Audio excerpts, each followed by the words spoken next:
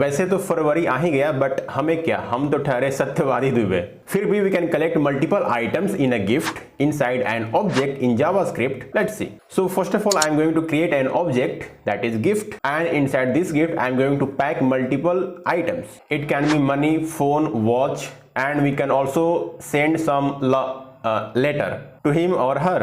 अब इस कोलन के पहले वाले पार्ट को हम कीज बोलते हैं और कोलन के बाद वाले पार्ट्स को हम वैल्यूज बोलते हैं। And if you combine both of them then we can call it as a property. So for now we have 3 properties inside this object, but now I want to pass a message to him और her in a letter.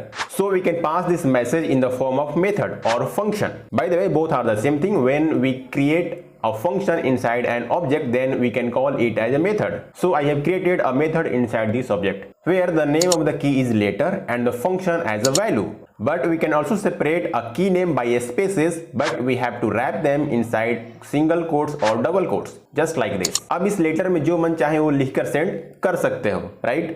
Now let's see how we can unbox this gift. So in JavaScript there are 2 ways to unbox this gift. So the first one is using dot notation. Let's see. So first you have to write the name of this object, then dot and the name of the keys, and you will get answer. But in the case of this method, we cannot call this function using dot notation. If I want to access this method using dot notation, then we will get an error because the name of the method is separated by a space. The solution for this error will be the second ways of accessing the values from this object using bracket notation. Let's see. So here first of all you have to write the name of this object, and inside the square brackets you have to pass the name of the keys in single or double quotes, and our problem has been solved.